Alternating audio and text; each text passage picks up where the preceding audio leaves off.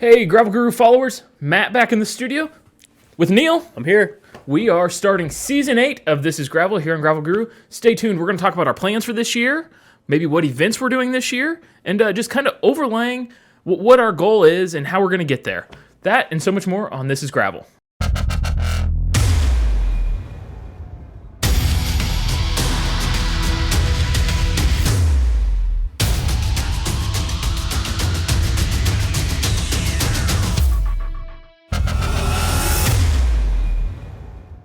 Hey, welcome back to Gravel Guru. This is Gravel. Neil, hard to believe we're starting Season 8 here on the show. Season 8. That means that the years are going by faster and faster as I get older and older. I can't believe that. I think I've been here since, Season 3? Yeah, Season 3 goes without saying that the first two seasons were Bobby Thompson and Leland Danes hosted while I produced. You came on and took kind of Leland's place over there in Season 3. Bobby went through Season 4, and then it's been us since Season 5. Yeah, wow. It's crazy to think that we're back, but it's good to be back in here. We had a good year last year, a lot of things going on, but I'm excited for what 2023 is going to hold. I think it's going to be a very exciting year. Last year was fun. Last year, I would say personally, we didn't make the amount of content I think either of us expected we were going to make for Gravel Guru. Correct. But we still got a lot of stuff done. Let's actually just start this episode, I guess, kind of looking back at 2022. Well, 2022 was a big year for me, I guess you could say, within cycling and running, whatever that is, because I'm back to the I don't know what running is part of life anymore. But it was the double-double. It's the shirt I got on today. The Neil I like. Yeah, the Neil you like. The Neil everybody likes, the one that doesn't know what running is. But that was a blast between Mid-South and Gravel Worlds. That was honestly a big focus of what my 2022 was about. Completing those 4 different events with the 250Ks and then the 100 miles at Mid-South and the 150 at Gravel Worlds. And I'll be honest, it showed me something, because when I signed up for them, I really didn't think it was possible, just to be honest with you. I looked at it, and we even had a show talking about just the difficulty of all 4 events, being able to accomplish them, not having body issues go on, not having scheduling issues. Just the logistical side of trying to make that happen. Mechanicals, who knows what the weather's going to throw at you at any given one of those days. We had snow at Mid-South for the 50K, and we had actually pretty decent weather out there at Gravel Worlds, although it got a little bit warm in the afternoon, I would say, on the 150-miler. Otherwise, like I say, you don't know, and so that really worried me, not knowing what those days could all be and what could happen. And so I thought, there's a possibility. 4 days, sure, go out and do it, but to actually accomplish it really gave me a self-confidence boost rolling out of 2022. And again, I'm grateful for what the year was, but it wasn't just me who did things new to them, I guess you could say, in 2022. You did some things that were new to you in 2022 as well. Yeah, I guess I actually signed up and went to out-of-state events. Actually, both of those events I went to were with Neil. I did the double, not the double per se. I rode the bike portions of those events, the 100 miles down at Mid-South. I've always been behind a camera at Mid-South. Never actually went and rode the red dirt roads myself, and ventured through that on my Salsa Fargo. I'd say I had a great day. It was great coming through the finish line that day. So you had your Salsa Fargo at Mid-South, so you had gears at Mid-South. I did. Correct? I had a 2x10 drivetrain. 2x10, wow, yeah, awesome. So what about up there at Gravel Worlds? Did you ride the 2x10 there as well? Well, I think as we're looking back at how the year went, Mid-South right there at the beginning of March, right there, my birthday's that first week of March too, so it always kind of correlates to the same time of year. I always call that my birthday trip, getting away from town, going down there. Well, also at that same time, I was actually looking at a job change too. Not many people knew when I was down at Mid-South I was looking at this. Actually taking over management of Gravel City Adventure Supply here in downtown Emporia. A big change from what I'd been doing the previous 6 years working in PR and media here in Emporia. So actually entering the world of full-time employment in the bicycle industry. So living, breathing bikes. So that happened there in March. And so that was obviously a huge change. Yeah, you had a huge change happening there in March, and that huge change brought on a lot of changes, I would say, for your life, for what we were doing as a show. And one of those changes was, again, what you rode at Gravel Worlds, huh? Yeah, absolutely. I'm not really entirely sure how it happened. I am entirely sure how it happened, actually. I know how it happened. If you'd been in the Gravel City store there in the last couple of years, there was always this gorgeous Beautiful. Absolutely. steel frame hanging by the back door, had a price tag on it. I'd never had a custom built bike or anything like that. Always just kind of an off the shelf, like the Fargo type thing. Fantastic bikes and whatnot. But I'd wanted a single speed. My whole goal, and Neil's going to give me flack for this because I made fun of him for a long time on this show for only riding single speed. And I never understood it. But all I wanted on this bike was, I live about a mile from the bike shop, was to be able to jump on it on the summer mornings, ride it to the store, ride it home in the evening, just kind of a commuter bike downtown.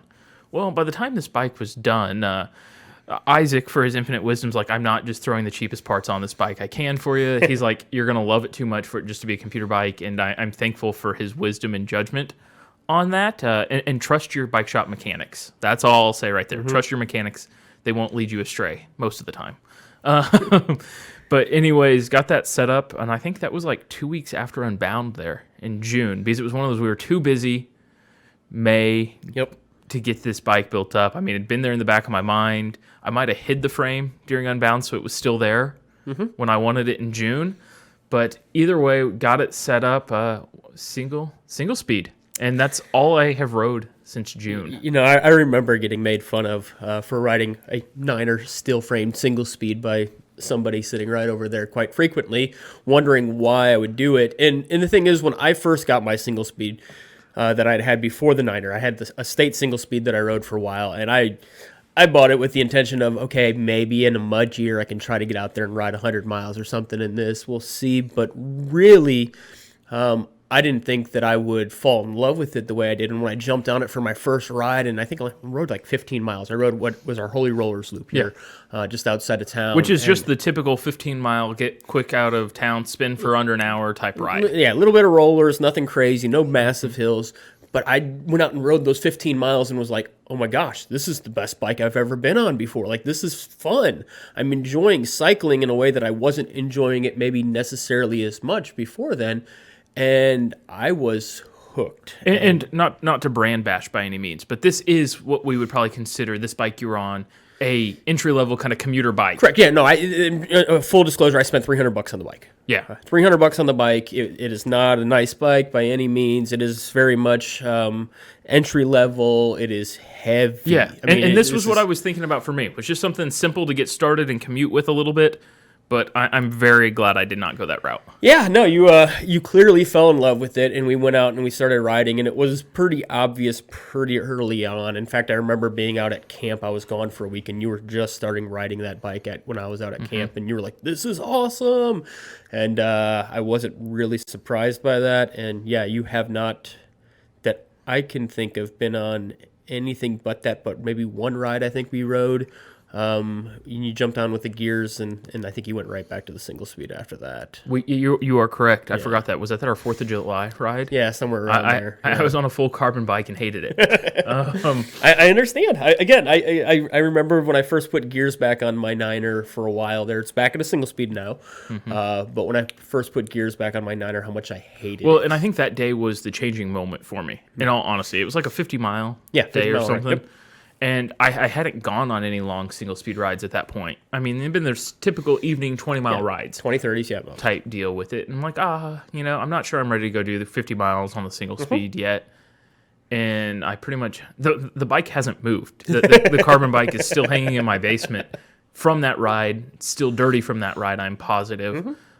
Just because I kind of just fell in love with it. There's some hills where I'm like, man, you still reach for the lever to shift down, but you took that and you rode 150 miles with it up at Gravel Worlds. Went up to Gravel Worlds, Lincoln, Nebraska. Shout out to Corey, Jason, Craig, that whole crew, Sophia. Took it up to Gravel Worlds and had a ball on it all day, positive day. But survived the 152 miles, I think it was. Neil and I tried to stay together. And that just wasn't going to work that day. You can listen to our episode 8, the last one of last season, where we really break down that day.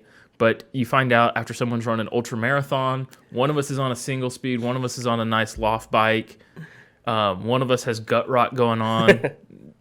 The other one's feeling surprisingly well. I mean, I felt so good that day. It was kind of crazy. It should have been the guy that just ran a marathon that should have been feeling like garbage, and it wasn't.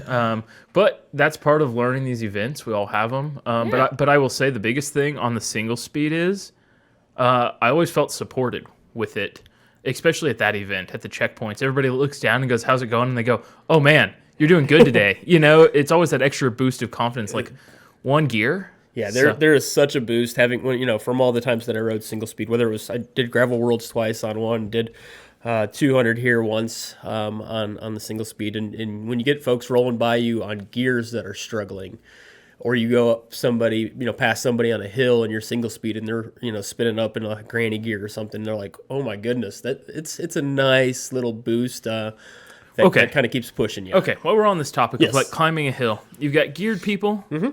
We're on a 2-track road, and say there's 3 of you and 2 on geared bike and 1 on a single speed.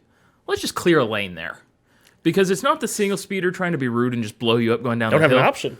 But when a single speeder passes you on a climb, it's because that is the only speed they have. Yeah, and if they don't do that, they have to get off their bike and walk. Yeah, so that's that's just my tangent there. We're not trying to be rude. Yep. I've had to apologize on group rides before because I'm like not trying to blow you up, but I have one speed to get up this climb, and I got to go for it. Not everybody realizes it until you ride a single speed. Correct. That is the only option you have getting up the hill. When you were riding single speed all the time years ago, type deal, I think that's always the thing is I always felt like you could climb so much better than me because you just launch up these hills. Didn't have a choice. Correct. and I know that now. It's not probably because necessarily you wanted to go at that speed either. Yeah, it wasn't one of those things like, bye, Matt, see ya. No, it was like I had no option but to do that. So enough on the single speed talk.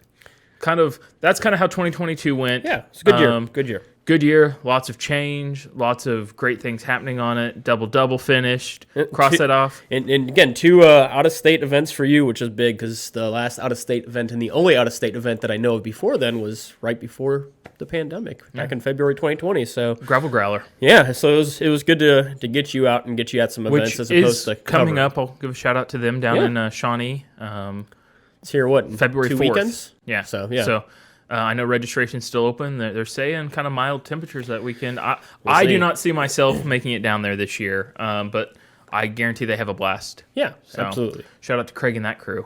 So, anyways, looking ahead at 2023. We're in it. We're a couple weeks in now. Yes. I'm about 100 miles in on the year. Yeah. You are not. I got 460 right now, I think. Is that all? Yeah, that's it. Yeah. So 460 miles for you. We're in, what are we, the 3rd week of January here? Today's the 26th, so yeah, just starting the 4th week. Okay. So anyways, going into 2023 in the upcoming year, I don't really have a whole lot on my schedule. I will say the crew up at Solstice in Nebraska got you and I both scheduled in. We're going to do the 100 on, I believe that's June 17th. 17th, yes. So up in... Right in that area, 17th, 18th. 17th. Yeah, up in Nebraska. So that is really, truly the only thing I have cemented on my schedule yet. I do think I'm going to buy someone's transfer for Mid-South here in the next week and sign up and do Mid-South. Transfers are out there, folks, if you're looking for them. I've seen people I've seen a lot of people posting transfers, and that's just the part of big events is when there's a lot of people signed up, there's a lot more possibilities to get into them that way. I will say at the time of sign up, I wasn't fully committed yet, but I will say as my training progresses or doesn't progress here in the winter, I kind of need that carrot dangling out there going, hey, Matt, like, let's keep training because if I want to accomplish other goals this year, I got to accomplish goals before that too. 100%. The carrot dangle is a big thing, I think, when it comes to training in general.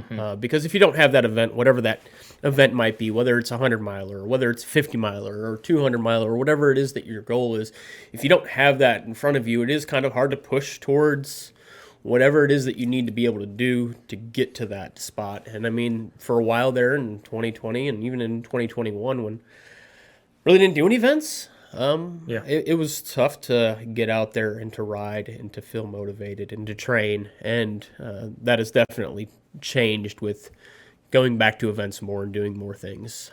The carrot is there, it's dangling and riding harder, training harder. So we talk about me, those kind of 2 events. about 3 months apart in all honesty too. And that's kind of what I look at for myself. I'm not a huge have to travel to events type person. I honestly have just as much fun a lot of times as us finding a 100-mile route here in the backyard. And of course, we have one of the best backyards in the world to ride gravel in. Absolutely. Yeah. So I guess that is a little caveat. There's Casey's spread about every 20 to 50 miles if you work it right. So lots of slices of pizza. You can work in a lot of Casey's, but Yeah. maybe not as many slices of pizza for myself. Correct. I have a stronger gut. We'll just leave it at that. Yeah. So anyways, that's kind of what I'm looking at for this year. Obviously, I'll be at Unbound, but I'll be at the store. Come see us at Gravel City. You won't be riding Unbound this year either? Well, probably not. Say it's a busy week for Matt. Could definitely, whether you're here for Unbound or you were here throughout the year, a lot of folks come in and train and come out here to ride on the Flint Hills. If you're here, stop into Gravel City, see Matt, say hi. He's in there pretty much whenever the doors are open. So stop in, say hi, grab a water bottle, shirts. Yep, along with whatever Isaac, else you Chelsea, need. Anissa, the whole team down there. Yeah. So we'll get you taken care of. And we enjoy it. I did not expect as much of that as what happens before I was managing the store, but absolutely love hearing people come in, whether they're traveling through town, just throwing the bike off for even 10 miles here, but just to hear their stories, hear what they think of it. But also, I like to hear about where people are coming from. Yeah. Like, tell me about gravel where you're at, Yeah. type deal, and just that sharing of information. But speaking of Unbound, some of us may have signed up for something, extra large. Yeah. So I got this idea back in the fall that I would put my name in the bucket, if you will, for the lottery for the XL. Not really 100% sure if that was a smart idea or not at the time.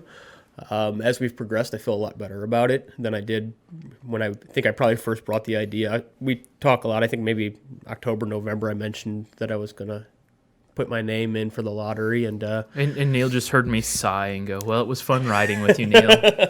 Pretty much. There was a sigh. There was a, man, we're not going to ride together anymore. And that's not been the case necessarily. We ride together. We did. It was really a bromance breakup. Yeah, we've done a couple 50-milers, though, since then, and we've gone on some shorter rides. The reality is this time of year is hard in general to get out for a lot of reasons. I mean, whether it's the temperature being colder, the fact that we don't have sunlight. I mean, it's not like you get out of the shop at 6 o'clock and then you're like, hey, let's hop on the bike. And so we haven't had that, but I have a feeling as spring progresses, as time change happens, we'll get more of those rides back. Oh, yeah. But, so I signed up, got registered, got in through the lottery for the XL, and that's part of the reason why I have 460 miles through the first 25 days of this year. I don't want to dive too far into the XL because obviously between now and the beginning of June, this is going to be a huge chunk of content here on the show. Yeah. I think we're going to bring in some other guests maybe that have completed it before or trained for it or maybe ultra endurance. Yeah, folks that have done long distance things, kind of pick their ears, pick their brains a little bit to kind of see what it is that they can impart on me some wisdom, because I've never tried anything quite like this before. Well, and you talk about being 460 miles in right at the beginning of the fourth week of January here. That's pretty impressive. I will say we've had mild weather this January. Correct. For the most part. We're going to go into a cold snap here for about the next 10 days, it looks like, at least. Yeah. But are you just riding on a trainer? You riding outside? Let's dive into that for just a tiny bit. So that 460 miles, I'd say probably about right now 100, maybe 120 of those are on the trainer. Okay. The rest of them are all outside. I've done, we did a 50-miler, you and me, down to Madison one day this month. And after that 50-miler, we got back into town, and I jumped down and did another 25 miles that day. So I ended up with 75 miles that day.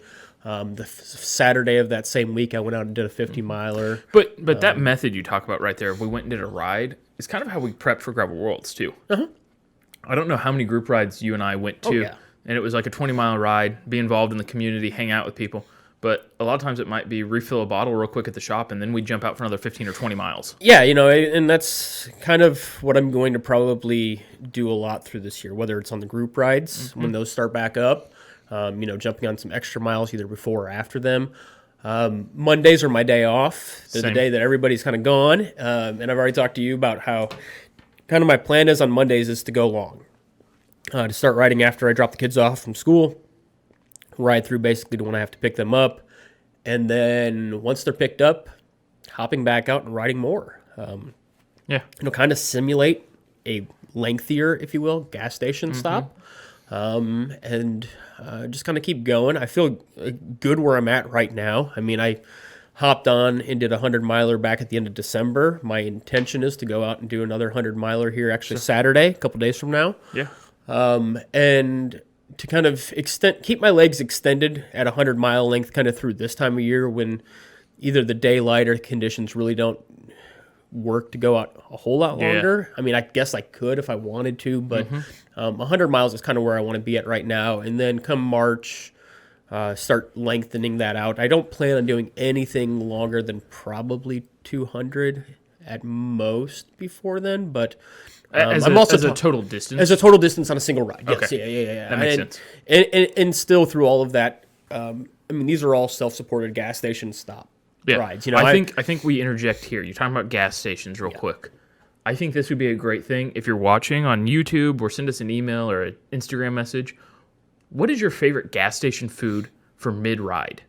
Yeah, where you have to keep going for a while. Yeah, yeah. We're not talking about stopping or on the edge of town when you're wrapping up, but you say you ride 50 miles out there to a place. You obviously refill the bottles. What are you refilling with? Are you using water? Are you taking nutrients with you to mix in?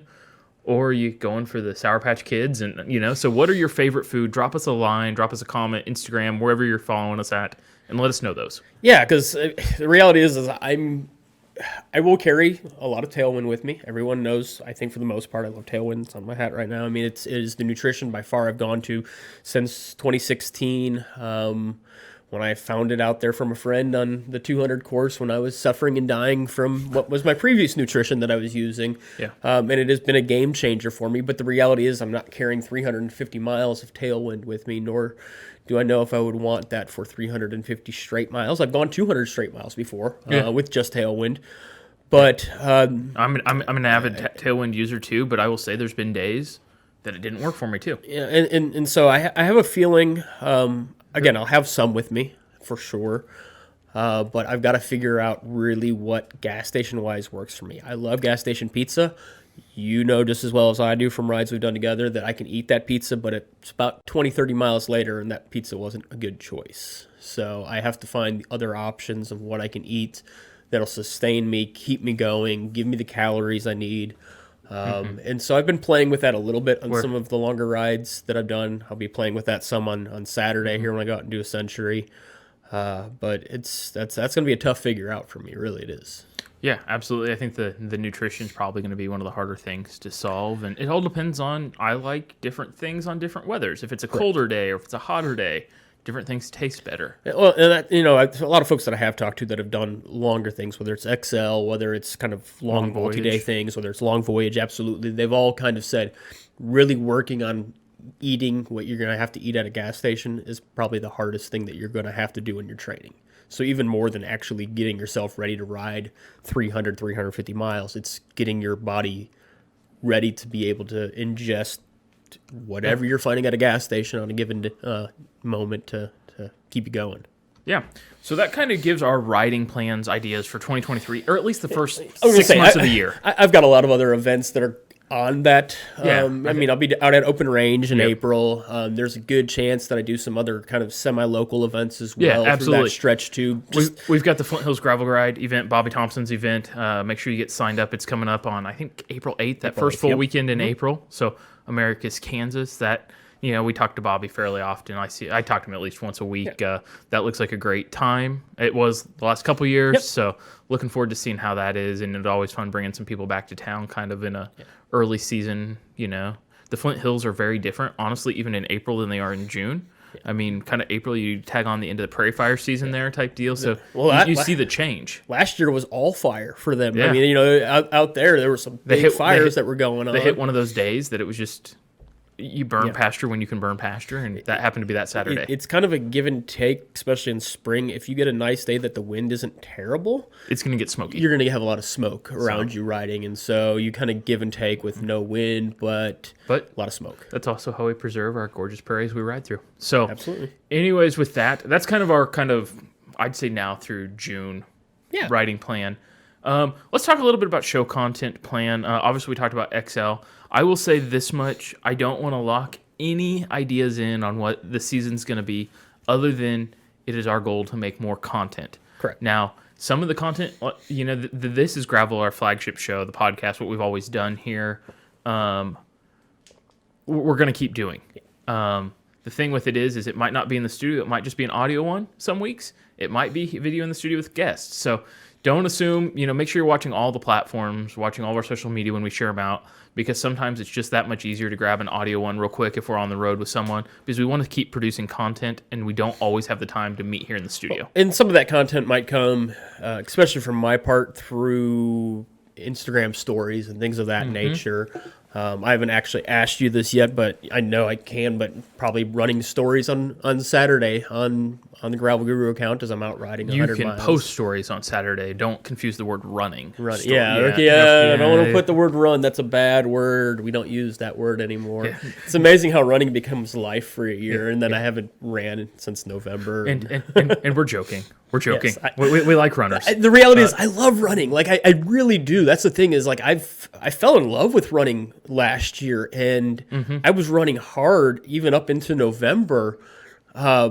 But I said I have to really focus on cycling because I knew in November, like I said, that this was what I was wanting to do. Yeah. As long as I got through the lottery, the XL was what I wanted to do.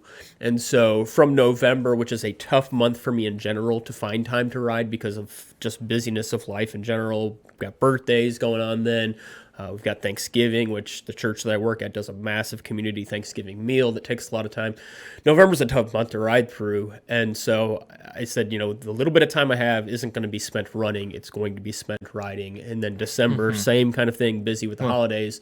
I'm not going to spend any time running. It's going to be all about riding. And then once I found out on December 20th, I was in. Riding took over. Well, yeah. And I mean, with all of that said, too, it's that mindset of, this is kind of the content plan with it moving forward. And one thing where I was really headed with that about what format I can't promise you we're going to be in. We're in a lot of mixed formats. There are so many social media outlets now. And I will say, this is starting year 8 of posting content under the Gravel Guru name. Like, social media platforms don't work for us the same way they did when we started as they do now. Like, in all honesty, we used to upload these full shows on Facebook. That's not going to happen anymore. They've made it so difficult.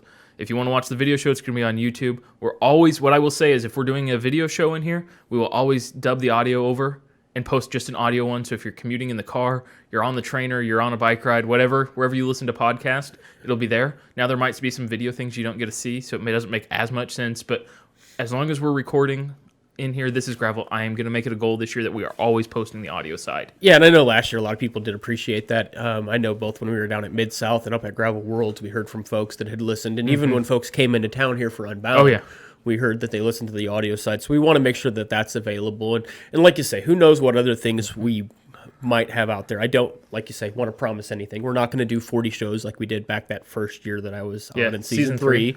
I don't anticipate us, though, only doing 8 shows, but we'll see what life is going to be. That's the thing is life has thrown us a lot of curveballs over the last few years, whether it's been job changes, whether it's been a pandemic, whether it's just been kid. I was going to say whether life changes of having a kid. It's you never know what will present itself, but I definitely do want to roll out content, whether it's through our socials, whether it's through the show here in the studio, or maybe we do some other fun things. Yeah, and I won't. It's also one of those, if Neil's got a guest ready to go and I can't get into the studio, he knows how to get in here. It's one of those type things. So any of us, our goal is just going to be to produce more than we have in the past. Absolutely. So we did post last night. We asked for some questions. We asked for feedback because, believe it or not, it's not that much fun just sitting up here and talking blindly into a camera. We want the interaction. We love hearing from people. And we got a couple questions. So the first question we really had from someone was, what events hold on to the laid-back, fun-for-all spirit of gravel? Do you want to start with this one, or do you want me to start with this one? Go ahead, Matt. So I understand I'll use the word spirit again. The spirit of this question of maybe the old timey, like, this could be a whole episode in itself. Looking back to what it was like that first year we started the show 8 years ago, and how much has changed in this sport and industry, a lot. Even you could do a whole episode on just tire choices. How many quote unquote gravel tires are now? Oh, well, we were riding cyclocross tires, remember? Yeah, for the most part, and cyclocross bikes. Yeah, I was riding cyclocross tires that sometimes didn't last very long. Yeah. Yeah. So, okay, that's another whole. Events that hold on to the laid back, fun for all spirit of gravel. I'm deleting the last sentence, spirit of gravel, or the last phrase there. I get what you mean, but I think that's a misnomer for a lot of people. That's not a quantifiable piece of this question.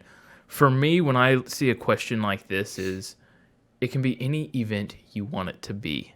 I mean, it's as simple as, for me, what are the fun laid-back events? I mean, for me, that's as simple as us going to Madison for pizza, going to Cottonwood, grabbing some friends, meeting up in a parking lot.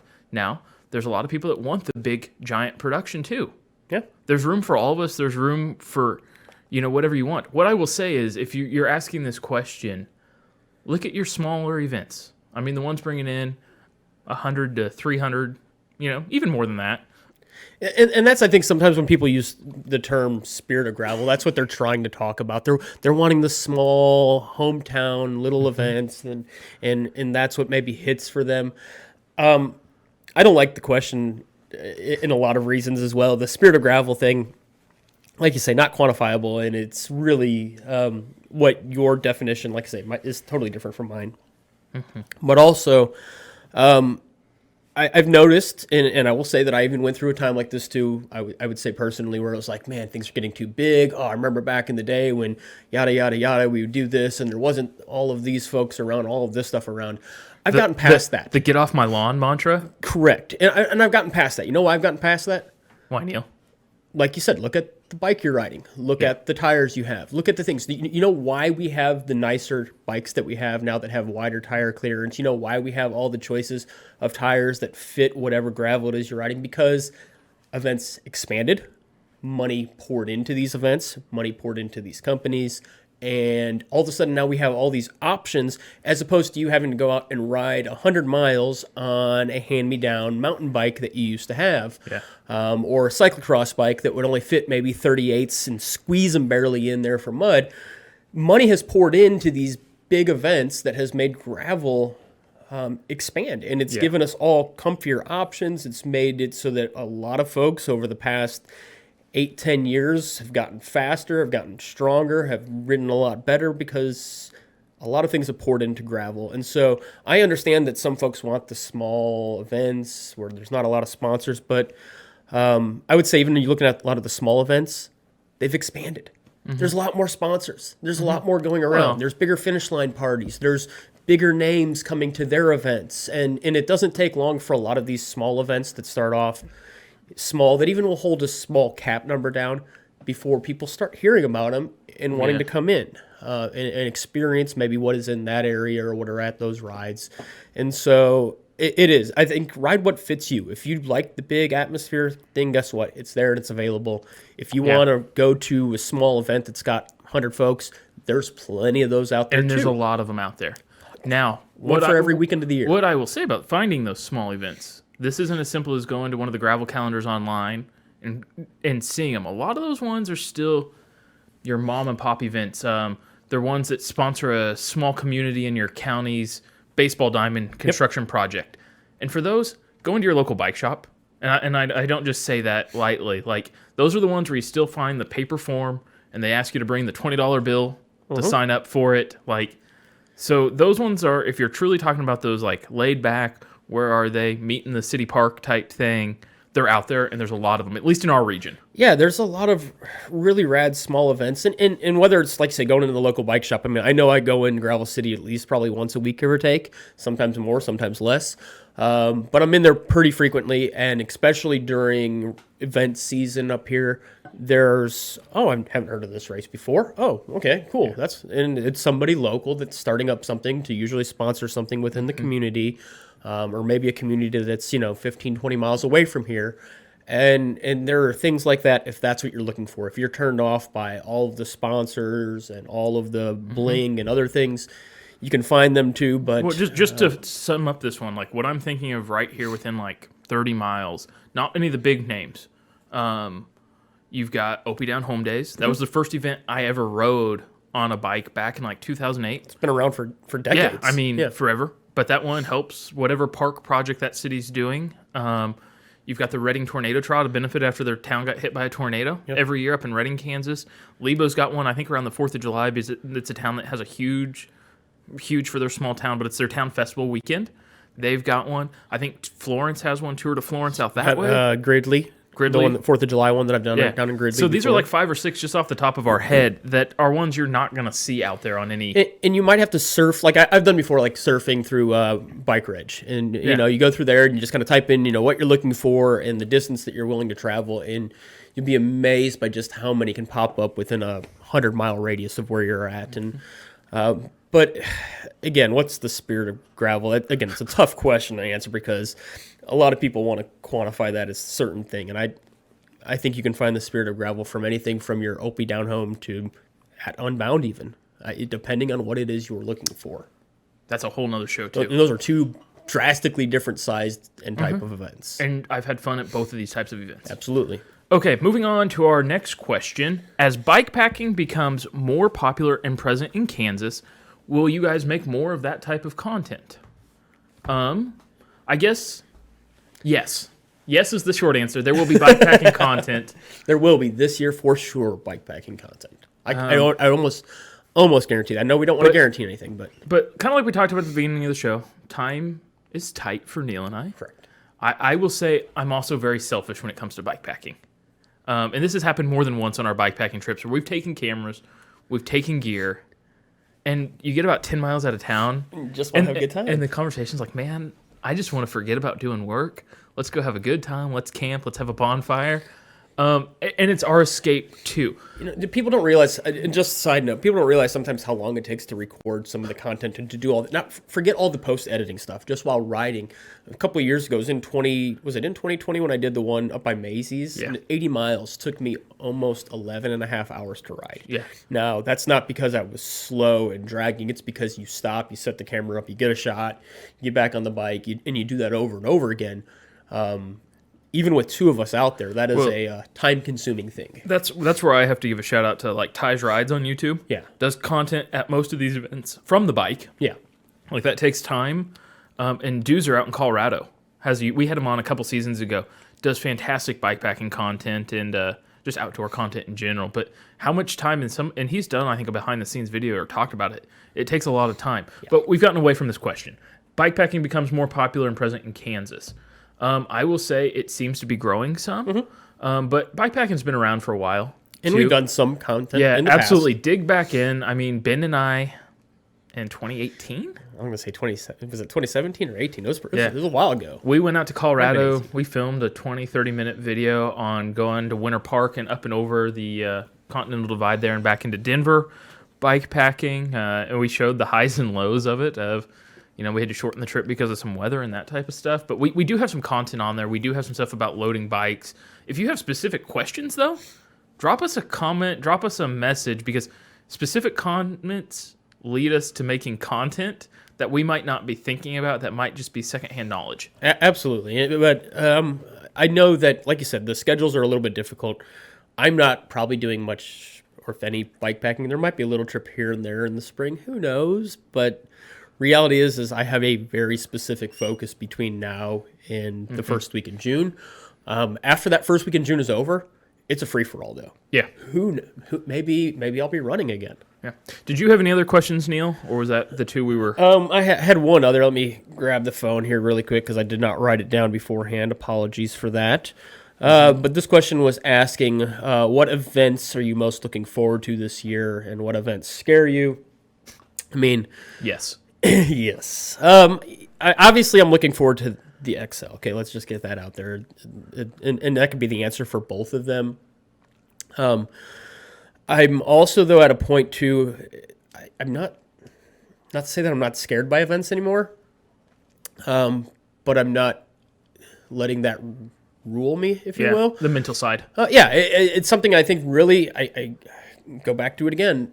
The double-double really helped me overcome this fear of going out and doing things. Now, it doesn't mean that I'm not going to worry about, again, nutrition, especially gas station food, things of that nature, or what it's going to be like riding through the night, or maybe even possibly into a second night, or what it's going to be like being out there for 350 miles. But I'm not going to allow that stuff to just consume me between now and June.